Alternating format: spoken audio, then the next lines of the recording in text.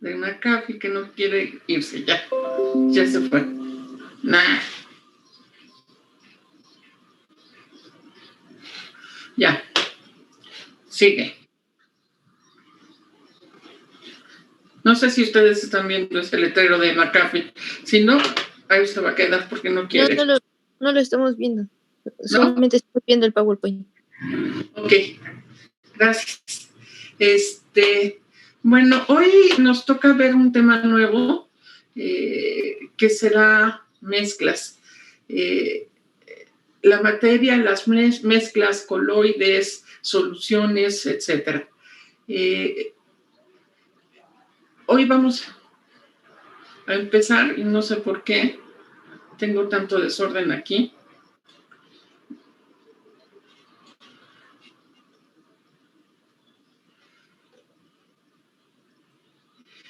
Bueno, voy a empezar con mezclas y durante el curso hemos estado hablando mucho de sustancias puras y elementos.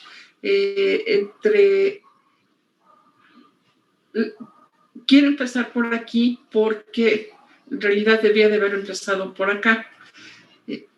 El tema de hoy tiene que ver con diversos sistemas de materiales y entre ellos vamos a hablar de sistemas puros o de mezclas o de sustancias puras y de mezclas. Entre los sistemas puros que vamos a estudiar o ver rapidito van a ser los sistemas simples, por ejemplo, los elementos de la tabla periódica, que eso los vamos a hablar, va a ver muy rápido.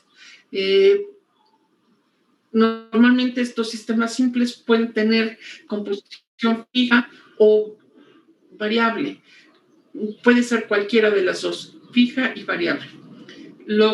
Por otro lado, los compuestos, por ejemplo, el agua, pueden tener también composición fija o variable. Sin embargo, vamos a hablar de mezclas. Allí, en una mezcla, sí, es muy común tener composiciones variables, tanto en mezclas homogéneas como en mezclas heterogéneas. Y también vamos a hablar de coloides. Este caso es un caso especial de las mezclas heterogéneas. Esto consta normalmente, estas mezclas homogéneas normalmente constan de una sola fase, mientras que las heterogéneas y los coloides, ambas, pueden presentar dos o más fases. ¿Qué quiero decir con que pueden presentar dos o más fases? Por ejemplo, una gota de aceite en agua tiene dos fases, son dos fases líquidas, pero son dos fases. Estamos hablando de dos líquidos que no se mezclan, entonces tendremos dos fases. O un sólido como la piedra de granito puede tener tres fases, una la fase del cuarzo, otra la fase del feldespato y otra la fase de la mica. Todas estas tres fases están aglutinadas dentro de un sólido y ese sólido normalmente se llama cuarzo. Entonces, podemos tener mezclas heterogéneas de varias fases, tanto en líquidos como en gases, en sólidos. Normalmente los gases no puede haber más fases, se mezclan los gases. Entonces, aquí las fases, cuando hablo de fases, estoy hablando de fase líquida o fase sólida. Los gases sí se van a poder mezclar con líquidos y con sólidos, dando coloides especiales, como ya vamos a ver. Entonces, esto es el tema de hoy. Básicamente lo que quiero hacer es estudiar todo esto y entonces hablaré de mezclas homogéneas, heterogéneas, coloides y de los sistemas puros o de compuestos. Yo creo que hemos estado hablando a lo largo del curso de ellos. Estos sistemas simples pueden ser, por ejemplo, los elementos de la tabla periódica. Los compuestos todas las moléculas que están constituidas de elementos simples, como por ejemplo el agua, que tiene oxígeno y que tiene hidrógeno, o, o, o sustancias más complejas, como por ejemplo el jabón, el detergente, los jabones, que ya vimos que es rodilbenceno, por ejemplo, lo que hace la jabonadura, o ¿qué otras especies? El alcohol, los alcoholes, los aceites, son las parafinas, son diferentes tipos de compuestos que pueden ser solo una molécula o pueden ser varias moléculas unidas. El DNA mismo puede ser un compuesto muy largo y grande, pero son compuestos de elementos simples. Entonces, básicamente, de lo que vamos a hablar el día de hoy es de estas mezclas.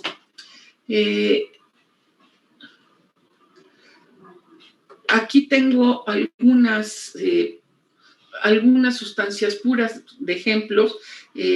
Normalmente, por definición, una sustancia pura tiene que ser homogénea. Y puede ser, por ejemplo, nitrógeno, metano, ácido sulfúrico, ácido acético, carbonato de calcio o la misma aspirina. Cada uno de estos tiene diferentes estados de la materia. Uno puede ser gas, otro puede ser líquido, o pueden ser hasta sólidos. Este sólido es un sólido blanco, la aspirina, por ejemplo, con esta fórmula química. Tienen diferentes densidades.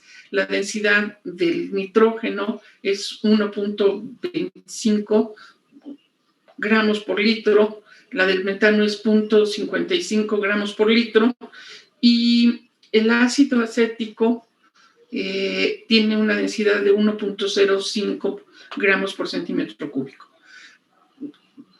Otra de las características de las sustancias puras es que tienen un punto de fusión y un punto de ebullición perfectamente definidos. No se mueven. Estos puntos de fusión y ebullición son fijos y se presentan siempre a la misma presión.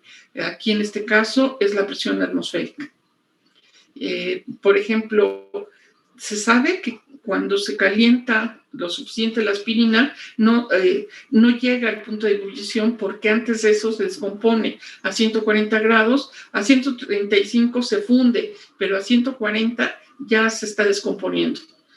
Entonces, no se puede llegar a la temperatura de ebullición porque antes de eso se empiezan a romper los enlaces de la aspirina.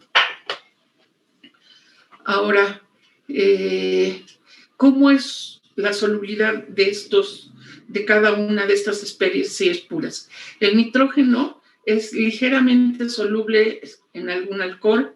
El metano es muy soluble o puede ser soluble en sustancias no polares, como por ejemplo el benceno, o puede ser un poco soluble o más o menos soluble en algún alcohol, en alcoholes. El ácido sulfúrico es muy soluble en agua. Aquí sí diría es altamente soluble en agua. Y el ácido acético, casi todo lo que tenga ácido va a ser altamente soluble en agua. El carbonato sódico también es altamente soluble en agua. Normalmente las moléculas polares son altamente solubles en agua, pero pueden ser insolubles en sustancias no polares. El ácido acetilsalicílico, pues es un ácido, y ya les decía, todos los ácidos van a ser altamente solubles en agua. Puede ser un poco, dado que tiene unas cadenas bastante amplias no polares, también puede ser soluble en alcoholes y es poco soluble en agua. Entonces, estas serían las características más importantes de las sustancias puras. Tenemos puntos de fusión, ebullición perfectamente definidos, y los distingue también su solubilidad que pudiera ser en sustancias no polares o en sustancias polares. Ahora,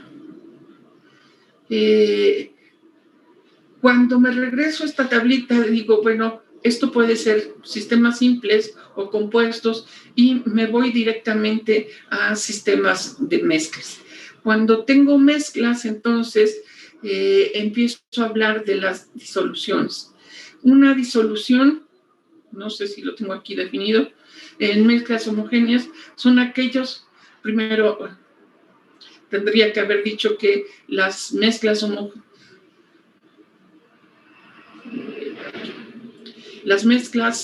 homogéneas son aquellas cuyos componentes no son identificables a simple vista. Es decir, se aprecian en una sola fase.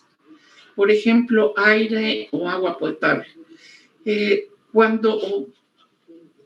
O mezclas de diferentes sustancias, por ejemplo, sulfato de cobre en agua. Aquí podríamos tener agua y sulfato de cobre, pero no lo distinguimos. Por otro lado, hay mezclas heterogéneas que se pueden distinguir a simple vista cada una de las fases. Por ejemplo, la muestra que les ponía hace un momento de agua con aceite o agua con piedras, o simplemente a veces vemos el gas dentro de un refresco. Esto es una bebida efervescente que fue agitada antes de abrirse y por eso vemos cómo sale el gas.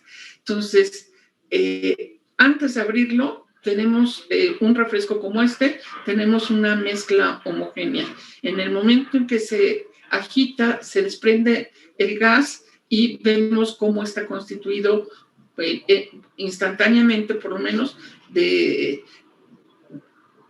una mezcla de un gas con un líquido.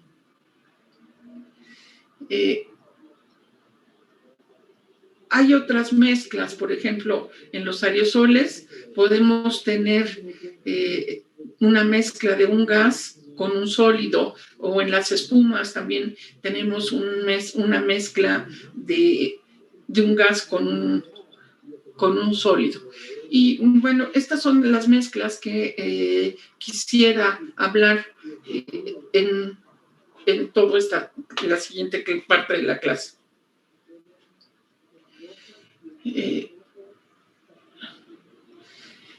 Son mezclas entonces homogéneas en una sola fase que contienen normalmente contienen dos o más tipos de sustancias denominadas soluto y solvente. Entonces, una de las características de las disoluciones es que tenemos un soluto y un solvente. Cuando agregamos el soluto al solvente, hablamos de que tenemos una disolución. Así, por ejemplo, si tenemos un soluto como el cloruro de sodio y un solvente como el agua, vamos a tener una solución de cloruro de sodio, o sea, de sal de mesa. Aquí lo que estoy proponiendo es que viertan sal en agua y esta se va a mezclar perfectamente. Entonces, mezclar sal en agua nos va a dejar una mezcla perfectamente homogénea. Ocurriría lo mismo si en lugar de sal tengo azúcar en agua, también tendríamos una mezcla perfectamente homogénea. Entonces, una mezcla está constituida por soluto y solvente y nos va a dar una solución. El soluto normalmente es una sustancia que se disuelve, es la parte que se va a disolver. En este caso es la sal. Siempre se encuentra en menor proporción, ya sea en peso o en volumen. Normalmente, si pensamos en sal, pensamos en agregar, por ejemplo, una cucharadita de sal a la sopa o una cucharada de agua al agua de limón, una cucharada de azúcar allí. Entonces, hablamos siempre de una cantidad pequeña, ya sea en peso o en volumen. Y Y podemos agregar varios solutos. En el agua de limón, por ejemplo, podemos agregar azúcar y limón y vamos a tener una solución. Entonces puede haber varios solutos. En el agua de limón tendríamos azúcar y limón como solutos y el solvente sería el agua. El solvente normalmente es lo que disuelve al soluto y se encuentra en menor proporción. Normalmente en soluciones líquidas se toma como solvente universal el agua debido a su alta polaridad. Entonces, el solvente que más vamos a utilizar o que más se utiliza en química es el agua. El solvente da normalmente el aspecto físico de la solución. Profesora. Sí. ¿Puede haber ocasiones en que el solvente sea el que sea de mayor cantidad? No, porque entonces si el solvente es... Perdón, ¿cómo dijiste? ¿Me lo repites? Que sí, puede haber ocasiones que, por ejemplo, ahí el agua sea la que sea en mayor cantidad. Sí, normalmente el solvente es el agua y es la que se encuentra en menor. Puse el menor, es mayor proporción. Esta es menor proporción en el soluto y aquí es mayor proporción. Sí, gracias por preguntarme. Sí. Entonces, el solvente es el que está en mayor proporción siempre. Ahora, entonces, esta estaba ya chueca, ¿no? Sí. ¿Qué tipo de disoluciones podemos tener? Pues el primer componente podríamos tener un gas con otro gas. Si mezclamos dos gases, el resultante va a ser otro gas. Y el ejemplo típico es el aire. En el aire tenemos una mezcla de nitrógeno, oxígeno, principalmente el de mayor cantidad, el de componente 1 o el disolvente sería el nitrógeno, el componente 2 sería el oxígeno y hay otros gases que en mucho menor proporción. Entonces, en el aire, los dos componentes más importantes, uno sería el nitrógeno y otro el oxígeno. El primero está funcionando como el disolvente y el segundo como el soluto. Podemos tener también disoluciones en donde tengamos un gas y un líquido. Y podríamos tener líquidos como resultante. Y esto normalmente en este tipo de disoluciones se tendría, por ejemplo, agua gaseosa de tipo Tehuacán o Peñafiel o estas cosas, ¿no? Y en donde tenemos el CO2 mezclado con el agua. Aquí el agua viene a ser el disolvente y el que está en menor cantidad viene a ser el CO2. Entonces, aquí el líquido es el que viene como soluto. Hay otras mezclas que puede ser de un gas en un sólido. Estas mezclas, por ejemplo, puede ser hidrógeno gaseoso en paladio. Hay otros compuestos también muy famosos últimamente, que es el metano encerrado en la arena en la profundidad del mar. Este metano dentro de en la parte profunda del mar, en algunas ocasiones puede ser desprendido. Normalmente no es desprendido porque toda la presión del agua que se está ejerciendo sobre la arena no permite su salida. Pero por algún motivo, el oleaje o baja la presión atmosférica, etcétera, se puede desprender este metano y se logra ver borbotones en la superficie. Se cree que el colectar este tipo de metano pudiera ser uno de los combustibles más empleados en el futuro próximo. El gas metano, no sé si saben, es conocido como el gas natural. Lo que se usa como gas natural es normalmente una mezcla grande donde el disolvente viene a ser el metano. Y en pequeñas proporciones otro tipo de gases. El etanol en agua. La mezcla de etanol en agua es una mezcla de líquido con otro líquido que también nos va a generar un líquido.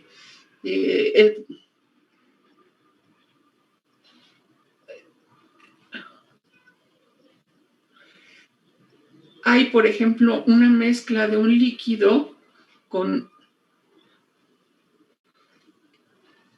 la mezcla líquido-líquido para generar un sólido. Aquí no lo tengo puesto, pero podemos tener el ejemplo de un líquido con un líquido para generar un sólido. Esto estoy pensando en el ejemplo del gel que estamos utilizando con alcohol. Este gel que le llamamos alcohol, normalmente es el disolvente, es glicerina y se mezcla con etanol. Se forma un sólido que le llamamos gel. Ese tipo de geles, que en realidad no debería, bueno, sí debería estar aquí. Un sólido con un líquido, bueno, ya mencionaba que es cloruro de sodio, o dos sólidos mezclados me van a dar otro, por ejemplo, el latón. En el latón tenemos una mezcla de cobre con zinc, o en la soldadura tenemos el estaño con plomo.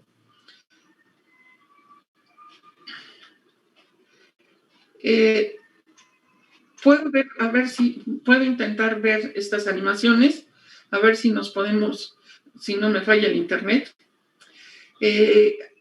Antes de irme a la animación, simplemente diré que la solubilidad es otra de las propiedades que quiero señalar mucho el día de hoy. Es una medida de la cantidad de soluto que se disolverá en cierto disolvente a una temperatura específica.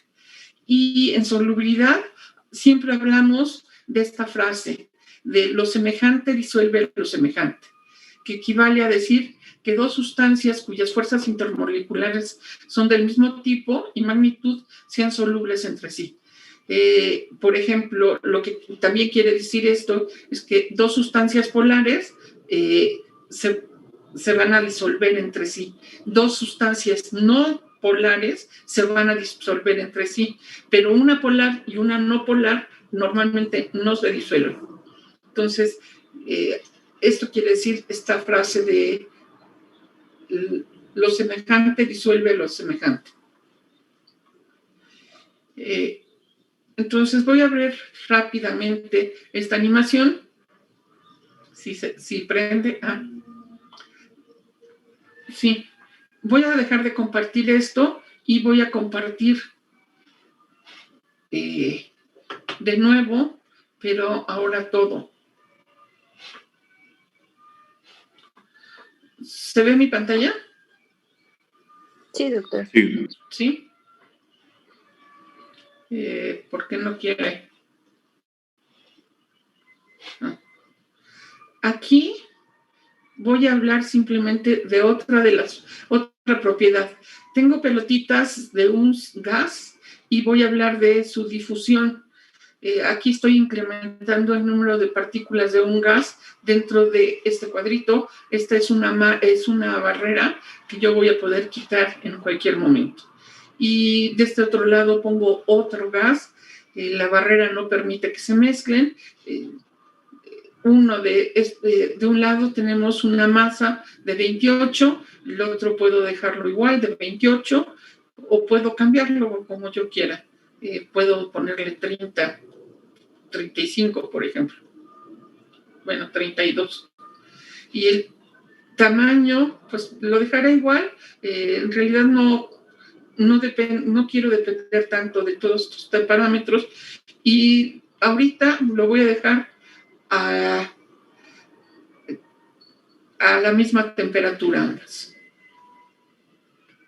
Quiero que me muestre cuál es el centro de masa de todas las pelotitas. El movimiento de las pelotitas me está dando el centro de masa. Cómo se está la flecha, estas flechas me van a decir cómo se van a estar moviendo las partículas y hacia aquel lado. Y voy a prender un cronómetro. Entonces, ahora sí voy a eliminar la división para que todo esto se empiece a mezclar. Estoy viendo cómo con las flechitas de abajo, de aquí abajo, cómo se están moviendo las pelotitas azules o las pelotitas rojas. Lo que observo es que las azules tienden a venir para acá, las rojas para allá, pero hay como un cierto equilibrio. El centro de masa está más o menos homogéneo, ¿sí? Entonces, por ahí más o menos está cada una de las moléculas. Y a este fenómeno, en donde se están mezclando dos gases perfectamente, si ven, ahorita, bueno, ya se voltearon, el azul está de este lado y el rojo está de este lado, empiezan a voltearse. Lo que estamos haciendo aquí es viendo cómo se difunden los gases. Los gases tratan de ocupar todo el volumen y se mueven en todo el espacio. A veces se van unos un poquito más para un lado o un poquito más hacia el otro lado, pero en promedio siempre van a tratar de estar justo por la línea central, ¿sí? Y la temperatura, el incremento de la temperatura nos dice que quién se mueve más rápido, ¿sí? Entonces, de nuevo, empiezo a mover, lo dejo evolucionar el sistema y las partículas azules tienden a moverse más hacia la derecha que las rojas. Las rojas tienden a ir mucho más despacito, pero ahí van, ¿no? Todas ahí van. A esto, aquí lo que estoy haciendo es una mezcla de gases, una mezcla totalmente uniforme, y en particular a este fenómeno se le conoce como difusión. ¿Sí? Bueno, entonces me regreso. Yo no sé por qué me está dando eso. Ahora, me regreso. Hay otra animación que tenía yo por aquí. Que también quiero ver con mucho detalle. Aquí lo que tengo es una mezcla. En este lado, aquí tengo un vaso de precipitados en donde puedo hablar, tengo un soluto que lo voy a medir en moles y un disolvente que me va a dar la disolución. Aquí puedo mover los dos a voluntad, y aquí, por ejemplo, puedo tener un vaso lleno de agua y aquí pues puedo ir agregando el número de moles que yo quiera de una mezcla.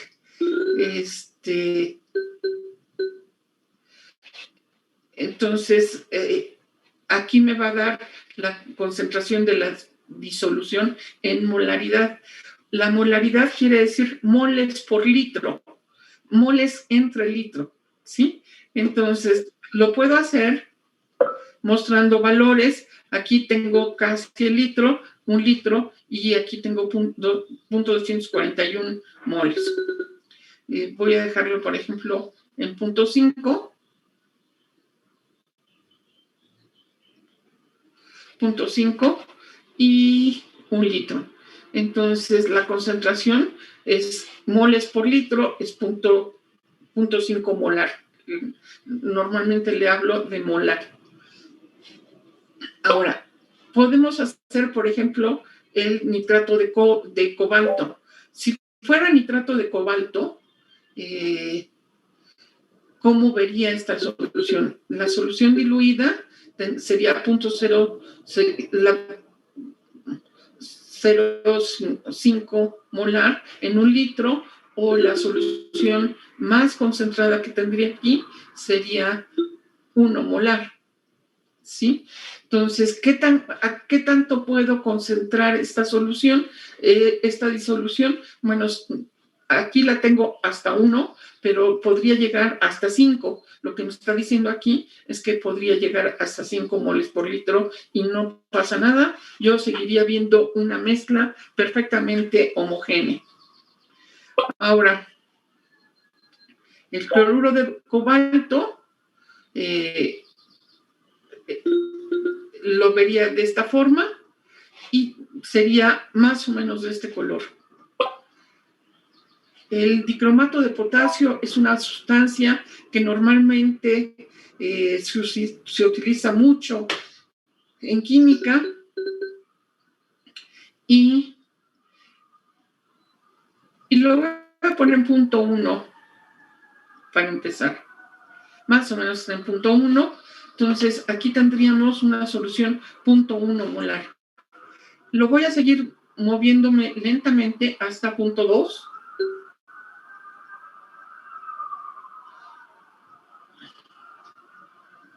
Y el dicromato de potasio, una solución de 0.2 molar, me dejaría todavía una solución un poco naranjita. Es muy anaranjada este dicromato cercano al amarillo, pero es un naranja amarilloso. En 0.2, y se ve intensificando. Es un color muy bonito el del dicromato de potasio. 0.3. Alrededor de 0.3, el dicromato de potasio ya tiene un color mucho más concentrado, y en 0.4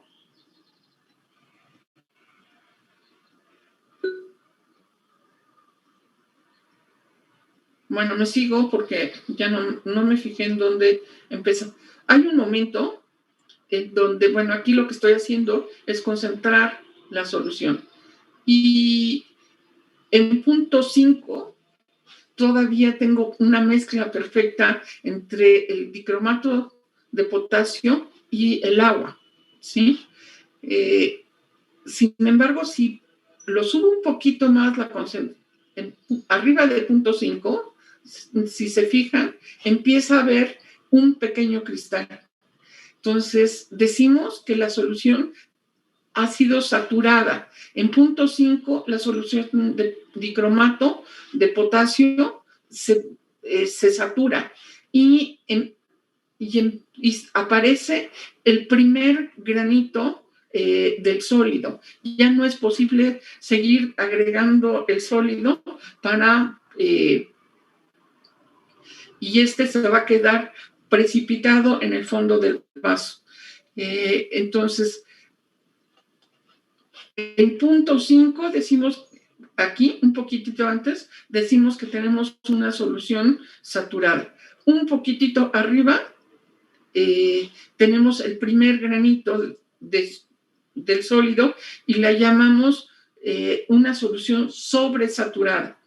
En una solución sobresaturada tenemos la solución, una fase, y otra fase que es la fase sólida. Ya tenemos una solución, dejamos la parte homogénea y empieza a ver la parte heterogénea. Tenemos dos fases, la del sólido y la del líquido. El líquido está compuesto de el soluto y la disolución. El líquido, hasta aquí, todo era el soluto y la disolución. El soluto es el dicromato de potasio y el vehículo o el disolvente es el agua. Entonces, hasta aquí, toda una fase homogénea, pero un granito más ya no se disolvió y se quedó en el fondo del vaso. Entonces, ya tenemos una solución heterogénea y tenemos dos fases. Además, como ya tenemos saturado todo el líquido, se llama una solución sobresaturada. Aquí podría seguirle subiendo y entonces lo que voy obteniendo es que todo lo que vaya agregando se queda en el fondo del vaso como una solución saturada. ¿Sí? Ahora, lo dejo en puntos. Ahí tenía yo siempre una solución. Yo puedo conseguir sobresaturar la solución, ya sea por agregar más soluto o ir bajando. Fíjense qué pasa si yo bajo un poquitito el disolvente. Lo voy saturando también. Entonces, puedo hacer las dos cosas, disminuir el disolvente o aumentar el soluto. Y así puedo tener soluciones saturadas.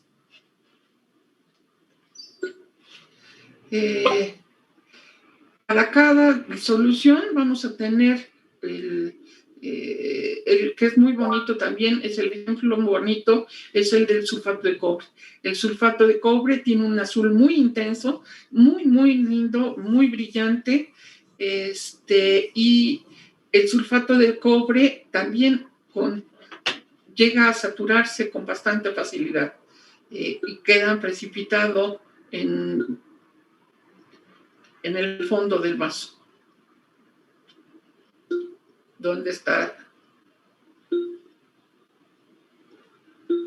Bueno, con 1 litro, allí no lo voy a sobresaturar, pero lo puedo conseguir.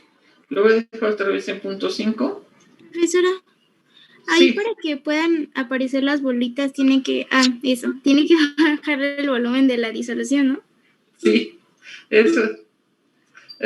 Ahí está. Estoy bajando el volumen de la disolución. Ahí empezó. ¿Sí? Subo uno o bajo el otro. Cualquiera de las dos cosas. Subo el soluto o bajo la disolución. ¿Sí? Otro ejemplo bonito es el permanganato de potasio. En el permanganato de potasio, aquí también lo tengo ya saturado. Para quitarle la saturación, pues lo que tendría que hacer es subirlo, o bajar ¿no?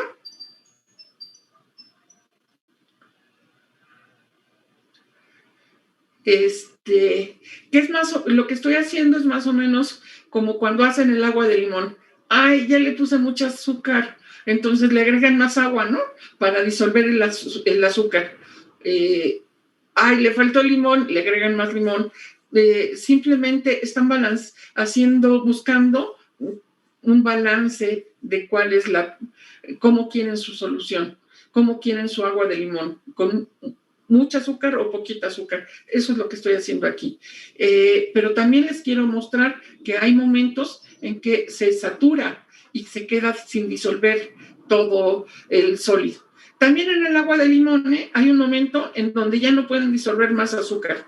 Llega un punto muy rápido en donde ya no se puede disolver el azúcar. ¿Sí? Bueno, básicamente esto era lo que quería mostrarles por aquí, qué es una solución saturada, qué es una solución sobresaturada y que, bueno, podemos obtener estas disoluciones mezclando una cierta cantidad de soluto con una cierta cantidad de volumen del disolvente. Esto nos va a dar diferentes disoluciones como esta y normalmente vamos a hablar de ellas como molaridad, en donde hablamos de moles por litro. Moles entre litro es la la unidad de concentración con la que voy a hablar típicamente de estas disoluciones. ¿Alguna pregunta? ¿No? Bueno, entonces me regreso para acá y ya vimos todo esto, ya. También está toda, que es un soluto, soluciones homogéneas, soluto y solvente. Las homogéneas, de repente pueden, como vimos, pueden volverse heterogéneas, esta ya también lo vimos. Y entonces, una disolución, ¿qué es una disolución? Es una mezcla homogénea constituida por dos o más sustancias puras que se encuentran en ella en cantidades variables y que se pueden separar mediante aquí. Lo interesante es que estas disoluciones se pueden separar mediante procesos físicos. Una de las cuestiones que voy a ver después de ver toda esta parte de disoluciones es cómo separar estas disoluciones.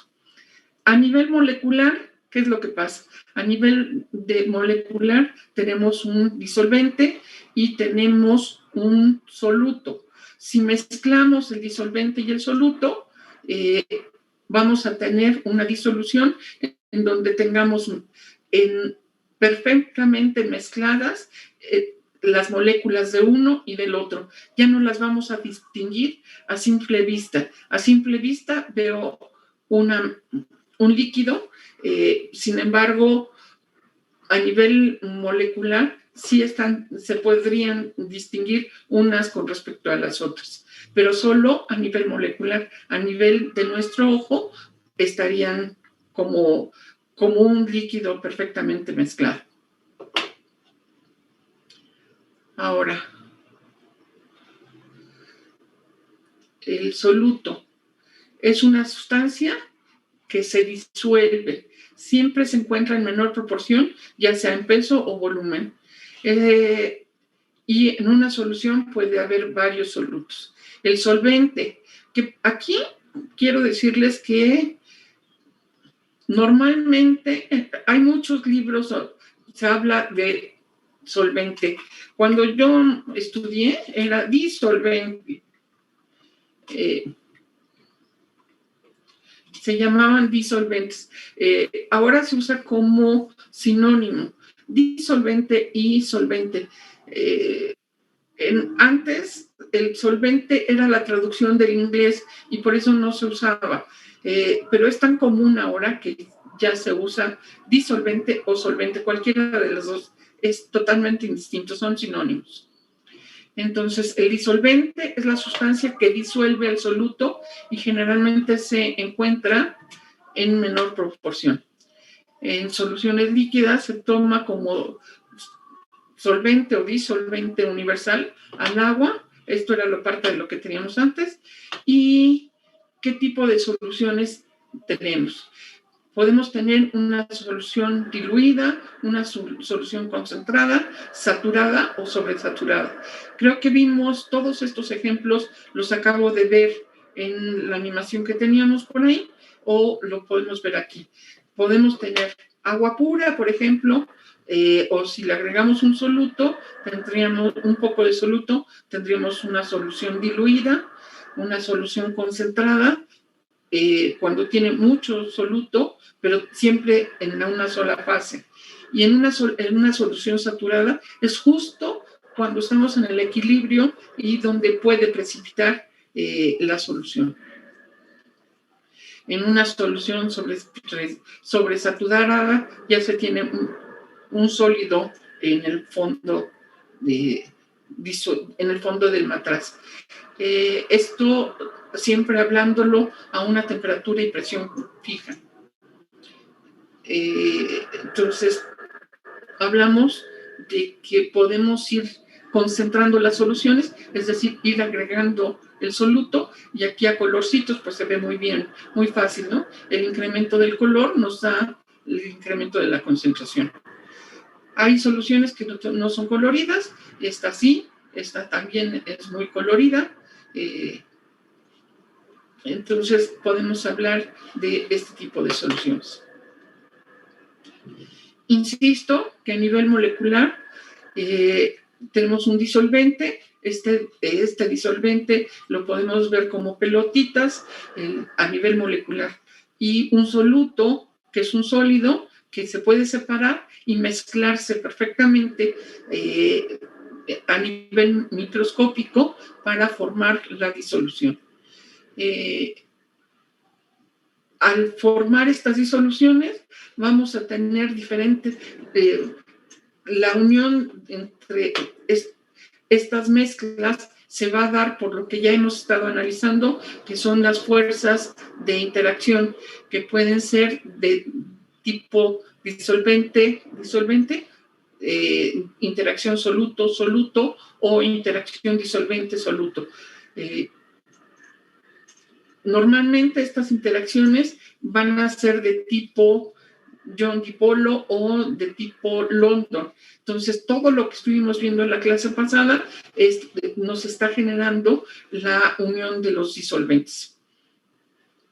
Interacciones dipolo-dipolo, dipolo-inducido o John disolvente, dependiendo de quién sea el disolvente y quién sea el soluto. Si esto es polar, pues va a disolver algo que sea iónico o también polar. Si es no polar, entonces va a disolver a cuestiones no polares. Esto es parte del enunciado de lo semejante, disuelve a lo semejante. Ahora, los coloides. Hay otro tipo de mezclas, y me regreso para simplemente señalarlo. Hay mezclas homogéneas, hay mezclas heterogéneas y hay coloides. Entonces, me regreso por aquí. ¿Y qué es un coloide? La que sigue. Un coloide son mezclas formadas por partículas muy pequeñas, imposibles de ver a simple vista. Pero la sangre, no tengo aquí la imagen, la quité. Por ejemplo, la sangre es una sustancia coloidal. Está mezclada, tiene varios solutos por ahí. La importancia de los coloides es que su presencia está en muchos tejidos, por ejemplo, la sangre. También en muchos alimentos, en vegetales, y muchos productos utilizan los coloides. Los cartuchos, los plásticos, pinturas, lacas, etcétera, barnices y demás. Enseguida voy a tener más ejemplos por ahí. Una de las cuestiones que tengo por aquí es que se pueden distinguir disoluciones coloidales a través del efecto Tyndall. El efecto Tyndall normalmente lo que se hace es tener una solución y se ilumina con un rayo de luz. Este rayo de luz puede traspasar o no al coloide, dependiendo de cómo lo traspasa, qué cantidad de luz traspasa al coloide, o de qué color se va marcando la luz. Entonces se mide la presencia de estos sólidos coloidales. Esto normalmente es se le conoce como efecto Tyndall. Y este efecto también es muy común verlo, por ejemplo, en los bosques. La luz, cuando los rayos de luz a través de la atmósfera enrarecida con polvo puede marcar este tipo de rayos de luz. Entonces, la dispersión de la luz del sol causada por el polvo o el humo en el ambiente se generan unos rayos muy bonitos. Estos rayos muy bonitos pueden verse también en sus ciudades contaminadas. Cuando se tienen ciudades muy contaminadas, se presenta este efecto de dispersión. Bueno, ahora, ejemplos. Hay muchos ejemplos de los coloides y algunos de los ejemplos en la fase dispersa. Vamos a hablar entonces de una fase dispersa y otro el medio dispersor. Se puede tener una fase líquida en un gas y normalmente hablamos de aerosoles. Un líquido en un gas puede ser un aerosol, el ejemplo típico es la nieve. Un sólido en un gas es el humo generado, por ejemplo, por los cigarros o el humo generado por los vehículos a diésel, esta cantidad de humo negro que avientan los camiones o la industria que utiliza combustóleo. Cuando se utiliza combustóleo se lanza a la atmósfera un sólido negro que se llama carbón elemental. Ese carbón elemental es la parte sólida y el gas es el aire, entonces nos genera humo.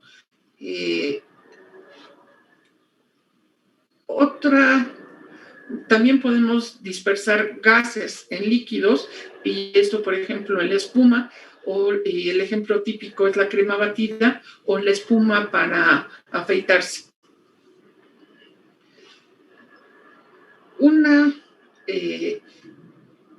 Ejemplo de una fase la mezcla de un líquido con otro líquido para generar una emulsión es la mayonesa. No sé si alguno de ustedes ha hecho mayonesa en su casa. Es muy simple. Hacer mayonesa en su casa toman un poco de aceite de oliva, de preferencia de oliva, bueno, puede ser cualquiera, pero normalmente se habla de aceite de oliva. Se deja caer como un chorrito muy delgado, le llaman en hilo, puede ser la licuadora, y se bate. A la hora de estar batiendo, se incorpora, le podemos estar incorporando cualquier otra cosa, por ejemplo, un huevo o limón, y entonces tenemos huevo, limón, y el dispersor es el aceite. Esto me va a generar una emulsión que es la mayonesa. Entonces, lo que se hace es tomar un vaso de aceite mezclado con un huevo y un poco de limón, pero en cantidades muy pequeñas todo, se forma la emulsión. Otro ejemplo de un líquido con un líquido es la leche. Normalmente la leche también es un ejemplo de una emulsión. El sólido con un líquido se le llama un sol y el ejemplo es la leche de magnesia.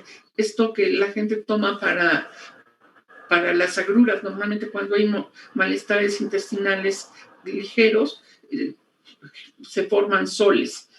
Ahora, un gas en un sólido puede formar un aerosol y son espumas plásticas. Los aerosoles también son las partículas suspendidas en el aire.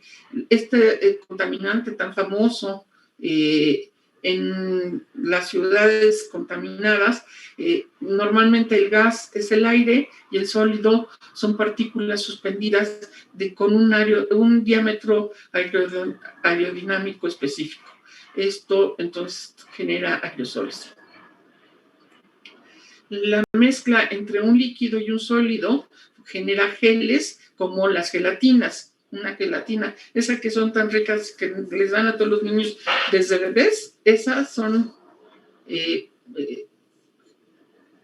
gelatinas. Aquí un gel sólido pueden ser las aleaciones. Aquí me faltó el sólido con el sólido, aquí falta otro sólido. Son las aleaciones. Una aleación puede ser, por ejemplo, el latón, que es cobre con zinc. O la amalgama, que puede ser mercurio con plata. El oro blanco, el estaño, etcétera. Son diferentes tipos de aleaciones comunes. Bueno, hasta aquí alguna pregunta, ¿no? Bueno, ya les decía que los coloides frecuentemente se presentan en la naturaleza y en los seres vivos. Entre las cuestiones que se presentan en la naturaleza está, por ejemplo, en las proteínas, en las paredes celulares, gracias a la forma en que están constituidas las paredes, las membranas celulares, se puede atravesar pueden atravesar los coloides, la membrana, y llegar a alimentar a las células. También es posible que los detergentes actúen sobre las membranas celulares de una manera muy simple. Los detergentes tendrán una zona no polar y otra zona polar. Entonces, dependiendo de cómo se van agregando estas micelas o estas partículas al detergente, se podría arrastrar fuera de la célula o meter dentro de la célula a diferente tipo de proteínas. Aquí todo esto sería una sustancia de tipo detergente que está extrayendo de la célula una molécula, una proteína grande.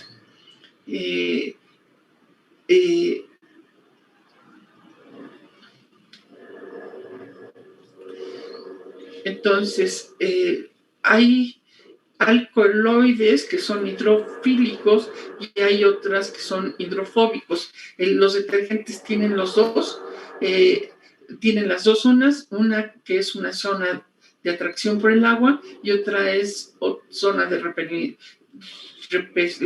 repulsión del agua. Los coloides electrofílicos son disoluciones que contienen moléculas muy grandes como proteínas.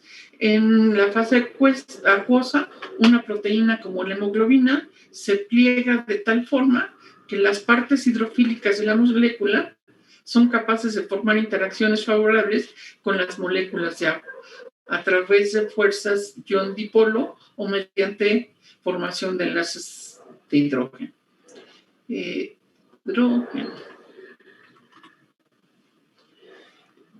Que se encuentran en la parte externa. Esta es una sustancia típica en donde se tiene una parte iónica o una parte covalente polar y una cadena muy larga no polar. Entonces, todo el esterato, esta parte de 16 carbonos es no polar y solo la cabeza es polar. Entonces, solo la cabeza es hidrofóbica, mientras que toda esta cadena es hidrofóbica y esta es hidrofílica. Y aquí, entonces, habrá interacciones de repulsión entre cargas iguales y de atracción entre cargas diferentes. O se pueden acercar los coloides dependiendo si es no polar o si es polar a los diferentes tipos de proteínas. Bueno, hasta aquí dudas, ¿no? Otro tipo de disoluciones lo forman las suspensiones. Las suspensiones son mezclas heterogéneas formadas por un sólido que normalmente va a ser en un soluto, que normalmente puede ser polvo. Son pequeñas partículas no solubles que se dispersan en un medio líquido. Hay muchos medicamentos que nos dicen, agítese perfectamente antes de usarse, es porque no es tan soluble y se pueden ir precipitando estos sólidos. Entonces, las suspensiones tienen, pueden estar constituidas de partículas no solubles, pero flotan. Entonces, a la hora que quitamos, mantenemos el soluto mezclado con el disolvente. Después se va a volver a decantar, pero por lo pronto lo podemos mezclar y haremos una suspensión. En una suspensión las partículas son grandes, son más grandes que las soluciones y que los coloides, lo que permite observarlas a simple vista. Aquí en las suspensiones sí lo podemos ver y sus partículas se sedimentan si la suspensión se deja en reposo. Se sedimentan o, como les decía, se decantan. Los componentes de la suspensión pueden separarse por medio de centrifugación, decantación, filtración o evaporación. Algunas de estas tres las voy a ver el día de hoy, si nos da tiempo, porque las suspensiones no atraviesan los filtros y se enturbian al agitarlas. Les dejo estas tablas para no entretenerme mucho de las diferencias entre una suspensión y un coloide. Básicamente, la mayor diferencia está en el tamaño de partículas, ¿sí? Y entonces aquí tengo una suspensión, un coloide y una solución. Esto es la diferencia básica. Esta tabla me da la diferencia básica entre los tres. Ahora me quiero apurar porque me faltan todos los métodos de separación. Quiero ver como métodos de esa separación los siguientes: la tamización, filtración, separación magnética, decantación, cristalización, precipitación y destilación. Cada una de estas técnicas son técnicas todas físicas. No voy a hablar nada de técnicas químicas. Aquí no va a haber reacciones. Lo que voy a hacer es separar dos sustancias diferentes por temperatura, por sus propiedades físicas como magnetismo, o porque porque pude llegar a la saturación en las soluciones. Entonces, estas técnicas no alteran la naturaleza de las sustancias, las mantienen como son. Si había hierro, se va a mantener como hierro en su estado en el que estaba. Entonces, lo que nos hacen estas técnicas es mantener la naturaleza de las sustancias. Entonces, sin más, voy a seguir hablando primero de la tamización. El tamizado o cribado es un método, antes de todo, aquí me fui señalando en rojo qué hacen cada una, cuándo se aplica cada una de esta técnica. Aquí la tamización me permite separar dos sólidos, la filtración, un sólido de un líquido, me permite separar sólidos de líquido. La separación magnética me permite separar un elemento magnético de otro que no lo es. En la decantación hay mezclas heterogéneas, ya sea sólidos o líquidos, con diferente densidad que se pueden separar. Y la cristalización o precipitación, desde una fase homogénea, como veíamos en el video, se puede generar un precipitado que va a ser un sólido, y así podemos separar el precipitado. Y la destilación, que es una fase homogénea, un destilado, por ejemplo, una mezcla de agua con etanol, es una fase homogénea, pero lo podemos separar por ebullición al aprovechar los diferentes puntos de ebullición. Bueno, entonces, la tamización es son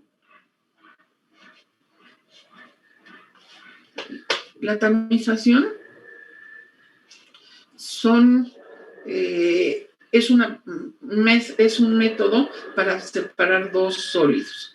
En general, un tamizado es muy simple, es un recipiente en donde tenemos una malla con diferente tamaño de malla, le llamamos tamaño de malla, que se coloca normalmente en los orificios más grandes hasta arriba y los más pequeños hacia abajo. Se ponen la mezcla de sólidos en la parte superior y esto se puede agitar, tener un movimiento de agitación para que vayan cayendo cada vez las partículas más pequeñas y se enriquezca en la parte de hasta abajo el sólido más pequeño y en la parte de hasta arriba se quede el sólido más grande.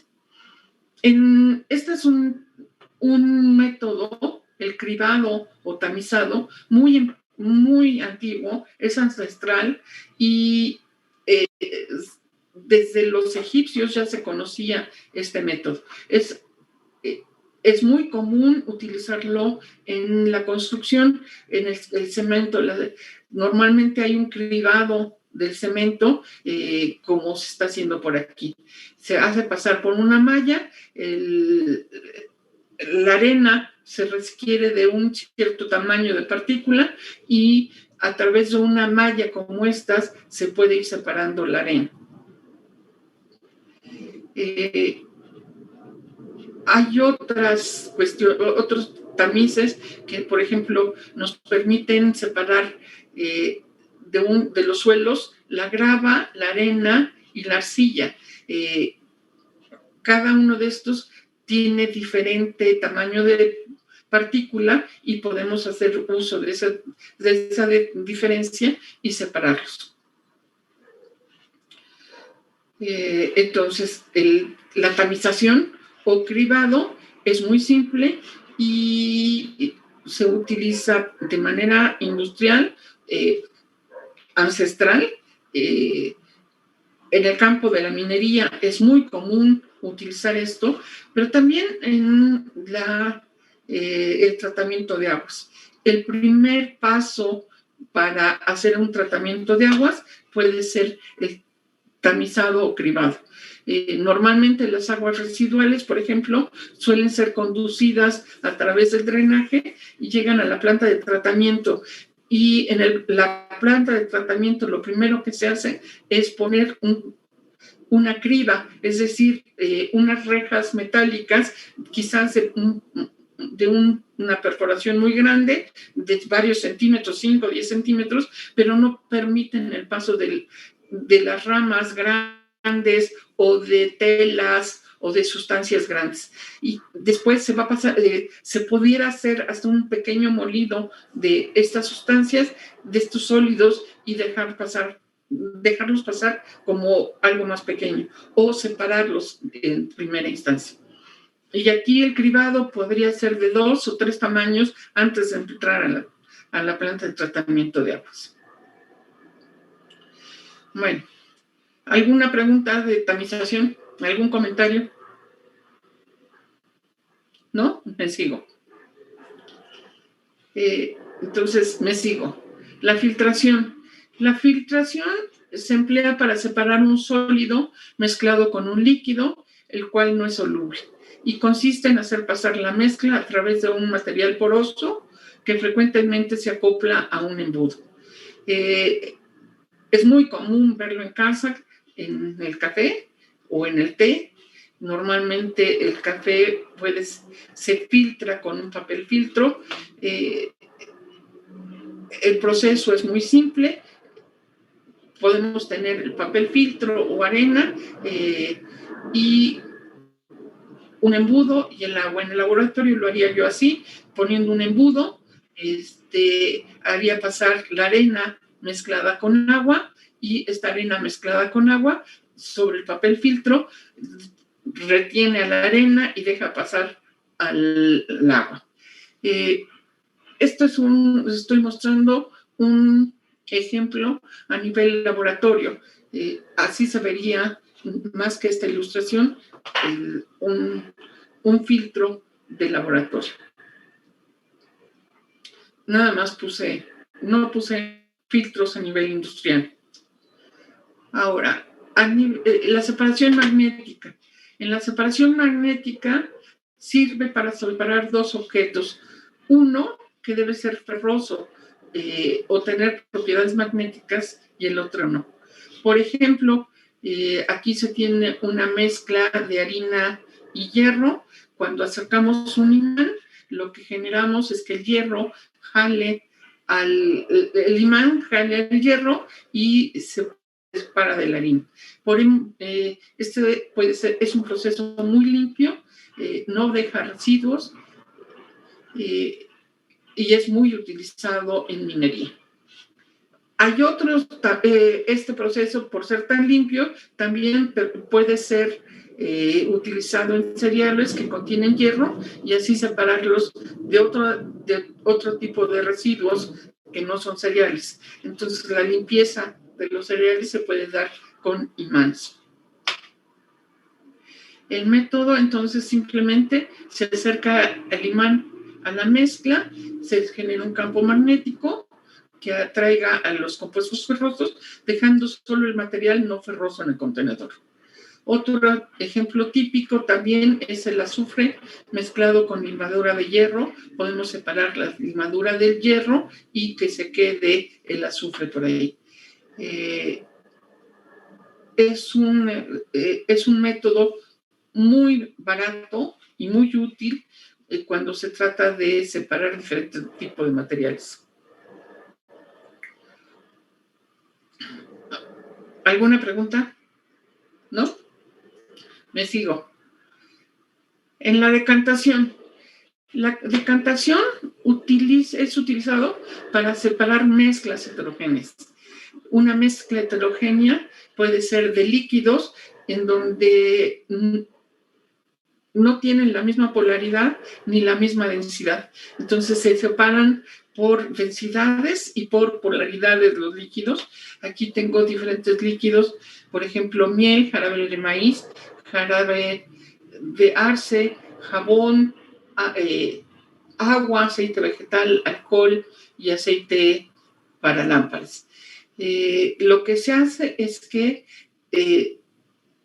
se deja decantar. En la parte inferior se va el elemento más denso y en la parte superior se queda el menos denso. Y así, dejándolo en reposo, podemos separar uno del otro. Normalmente es mucho mejor controlar la salida de estos elementos. Entonces, normalmente es en forma de embudo.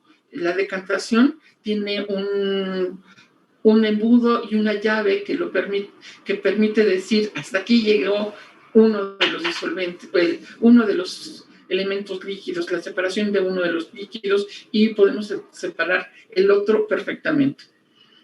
Esta decantación se suele usar a nivel industrial y a nivel industrial se decanta uno de los líquidos en una dirección, en una de las ramas y otro de los líquidos, el líquido menos denso se puede extraer por otra tubería. En la decantación, uno de los primeros procesos que se tiene en el tratamiento de aguas es la decantación, se separan los sólidos de los líquidos. Muy pronto, en la entrada de la planta de tratamiento de aguas, podemos tener este proceso de decantación. Entonces, también se puede decantar sólidos de líquidos o líquidos de líquidos. Entonces,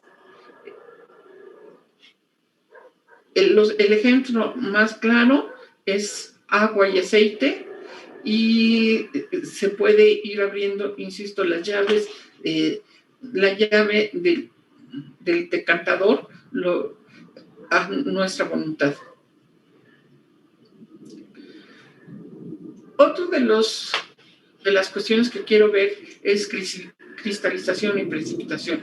Vimos en la imagen que tenía en la animación cómo podíamos estar precipitando la solución. Si nosotros bajamos el volumen, vimos que ya una de sus compañeras nos decía que al agregar o ir quitando el disolvente, podíamos ir precipitando el soluto. Normalmente es una de las formas, la precipitación es una de las formas, eliminar parte del disolvente calentando la solución.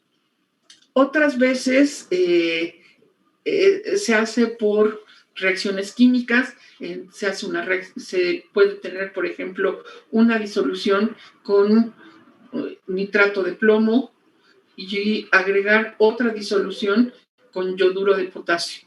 Al hacer esto, al mezclar estos dos líquidos, se puede tener un precipitado, que el precipitado normalmente es este que está aquí abajo y se llama yoduro de plomo. Entonces podemos separar el plomo de la solución químicamente o por precipitación. Aquí estamos hablando de que hay un precipitado y que va a cristalizar este precipitado. Entonces, es cristalización y precipitación, se cristaliza y se va hacia abajo. Después podemos separar ya el líquido del sólido simplemente por decantación por decantación, por ejemplo.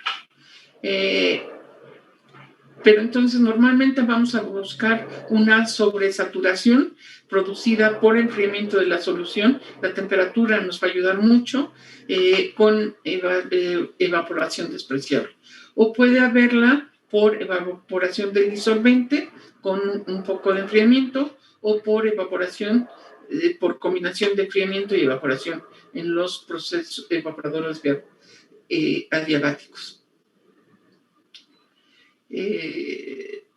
Cabe tener presente que para utilizar los cristalizadores en los que la sobresaturación se logra mediante el enfriamiento, los solutos deben tener una curva de solubilidad que disminuye significativamente con la temperatura. En aquellos casos en los que se consigue la solubilidad, no depende prácticamente de la temperatura. La sobresaturación se consigue evaporando el disolvente. Es la forma más común. La cristalización de la sal o tratamiento de salmueras es un proceso muy habitual en procesos industriales. Esta sal, cuando hablo aquí de sal, hablo de cloruro de sodio. Y bueno, puede haber cristalizadores a nivel laboratorio como en vasos de precipitado o a nivel industrial. Este es un cristalizador industrial. Bueno, otro de los métodos de separación es el conocido como la destilación. En la destilación se utiliza la diferencia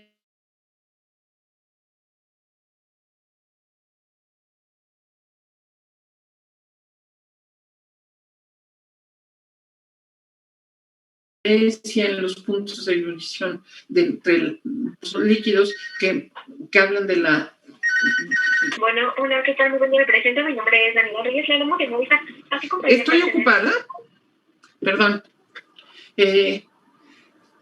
Entonces, en la destilación quiero separar dos líquidos aprovechando la diferente temperatura de ebullición.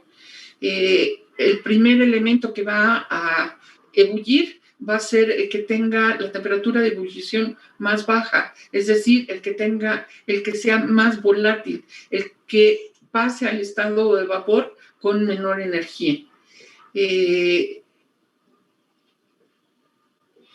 Entonces, esto es un proceso de separación física y normalmente le doy calor a mi mezcla. Esta mezcla puede evaporar el disolvente y este disolvente puede irse a través de este pequeño tubo que normalmente lo enfriamos, tiene le llamamos una placa de enfriamiento. Esta placa de enfriamiento son tubos externos al tubo interno donde va conduciéndose el vapor. Con este enfriamiento, lo que está sucediendo es que este vapor va a pasar a la fase líquida y va a llegar a nuestro vaso o a nuestro recipiente que contenga el disolvente. El líquido más volátil. El primero que va a salir entonces aquí es el más volátil. Podemos tener 2 o muchos más compuestos. Si los 2 compuestos que tenemos es agua y alcohol, entonces el primero que saldrá es el alcohol y tendremos aquí, estaríamos aprovechando el punto de ebullición del alcohol. Esto es a escala de laboratorio. A escala industrial podemos tener destiladores mucho más grandes. Este es un destilador de una refinería, normalmente puede ser. Aquí está ilustrado una refinería. En las refinerías lo que se hace es destilar los refinados, los compuestos del petróleo que ya fueron cortados en en sustancias de pocos átomos de carbón, pero tantos como que todavía son líquidos, y entonces estos arriba de 5 átomos de carbón, normalmente tenemos líquidos, y entre 5 y 15 átomos de carbón vamos a tener una mezcla que normalmente suele separarse para producir la gasolina. Entonces, estas torres de destilación nos separan al petróleo en sus diferentes componentes.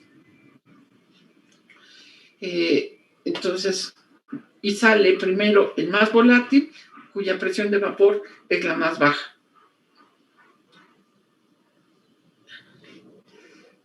Luego, la destilación criogénica conduce a la separación del aire en sus componentes oxígeno, nitrógeno, argón, y normalmente se utiliza en la industria.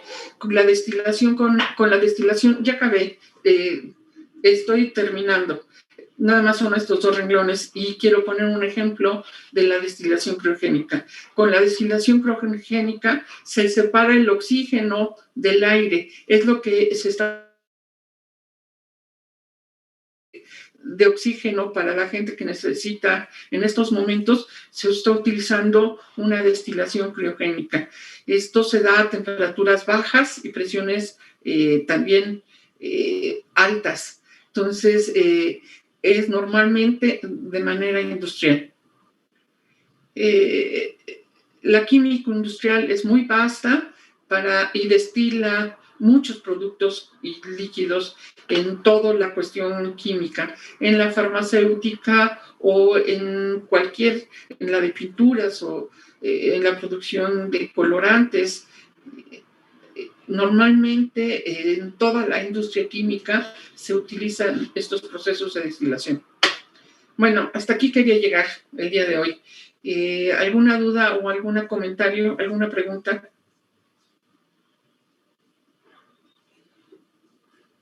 Bueno, nos vemos entonces la próxima vez. Yari va a hablar la próxima vez de reacciones químicas, diferentes reacciones químicas y un poquito de estequiometría. Ojalá que les pueda definir también esto de la molaridad. Sí, por favor, Ari. Sí, doctora. Ok, gracias. Bueno, pues nos vemos la próxima vez.